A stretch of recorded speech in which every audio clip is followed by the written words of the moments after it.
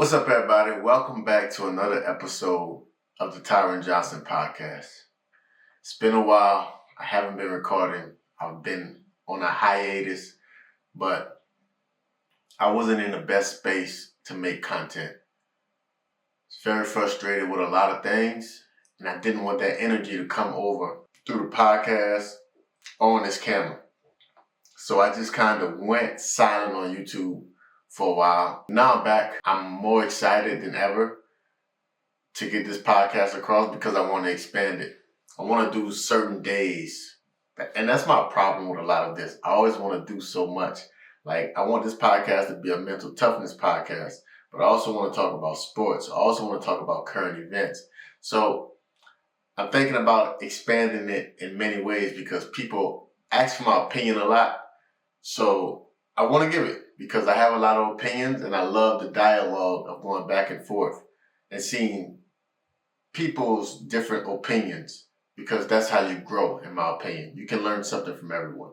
So I'm back. Tyren Johnson podcast is back. Today's topic, we're talking about how desperation turned me into a pro. I said desperation turned me into a pro because had I known that overseas existed, I probably would not be here today. My brain was so fixated on getting to the NBA that I became desperate.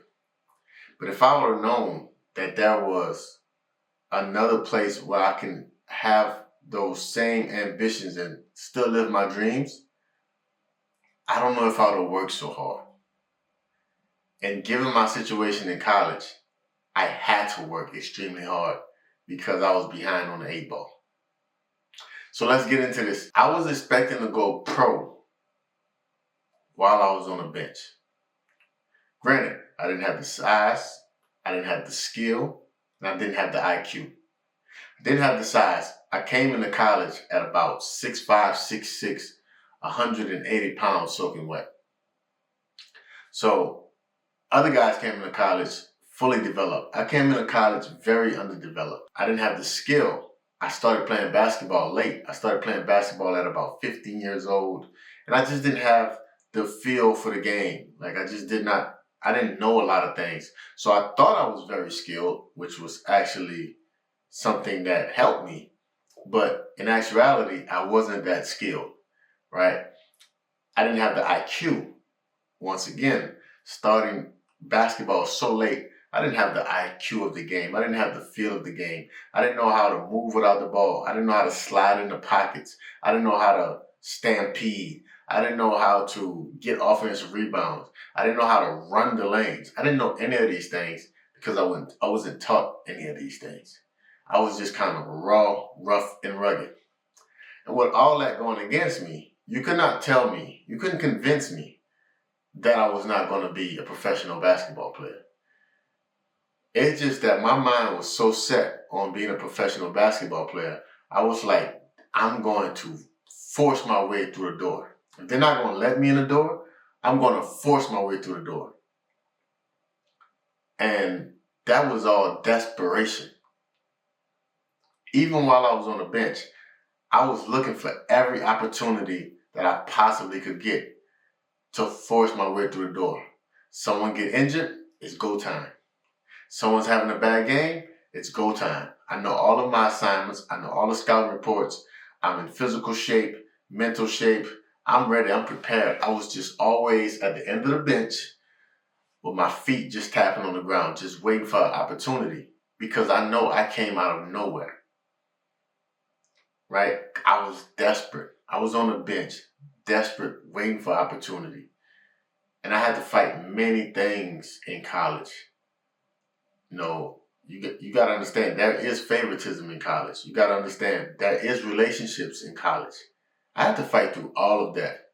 The coach that recruited me left, but it was okay. I never looked at it as if, okay, my career is over because the coach left. The coach that recruited me left. The coaches that came, they wasn't really messing with me, but they had to mess with me. The good thing about the coach that recruited me left, it didn't really hinder me so much because my head coach stayed. My head coach believed in me a little bit, I think. Once we got closer and he understood who I was, our relationship grew. But in the beginning, I think he was a little iffy. And nothing against him. If I was him, I probably would have been the same way. I totally understand. Once again, I didn't have the size, skill, or IQ. He took a chance on me. And I can never repay him for that. So, desperation is a way that you can get to where you need to get to. When I was in this mode, there was no morning routines. There was no evening routines. It was get up, go. Sleep, go. I was desperate. A funny thing happens when you're desperate. They call it luck. But my definition of luck is when opportunity meets preparation. You see, the guy that was in front of me ended up getting injured. When he got injured, I knew I was next man up. And I didn't just want to fill a position. I wanted to dominate a position at first. Then I played the last game of the season. I had a double-double. I was like, oh, this summer, mindset change. I don't want to dominate this position. I don't want to dominate my team. I want to be the best player in the league. In the Sun Belt Conference, I'm going to be the best player in the Sun Belt Conference. To do that, I had to walk like the best player in the Sun Belt Conference, talk like him, work like him, think like him, study like him, because I wanted to be him. And all those years of building character on the bench with minimal opportunities, opportunity met preparation. I was so prepared that when my opportunity came, you wouldn't have known I was a guy that was 3 years on the bench. I would have looked like a 4-year starter. But that was because I was prepared. I wasn't 180 anymore. I had skills now. I had a ton of IQ now. All I needed to do was to get on the court. And one unfortunate situation happened, and I ended up on the court. And all those years of desperation turned into inspiration. That inspiration turned into determination. That determination turned into Sun Belt Player of the Year. And you go from, wow, how did this kid go from not recruited in high school, 3 years on the bench in college, to 15-year pro? How does that even make sense? Because it does not matter where you are today, as long as you know where you're going tomorrow. But you have to dominate each day. You have to dominate your arena. Where are you now? Are you just playing pickup? Are you just outside on the court? Dominate it. Are you at a small school? Dominate it. You're not the cool kid? Cool. Dominate the cool kids. You're at a small college? Dominate it. Big college? Dominate it. Bench player? Dominate it. Role player? Dominate being the role player. Dominate everything. You got to be desperate. You don't got no... I was in a place where I'm like, I don't know what I'm going to do. When you get in a place when you don't know what you're going to do, things change. Friends change. Habits change. Mindset changes. Yeah. You get real serious about life. I went through it. Use me as an example. Use me as an example to say, how did this guy go from being unknown, unheard of, to making millions playing basketball? How did this happen? Desperation. If I would have thought about playing overseas, that would have been a plan B. I didn't have a plan B. My only plan was to get to the National Basketball Association. And even though I was there, I had my little time there. it prepared me to come over here. And because of all the work I put in to get there, it all transferred to come over here.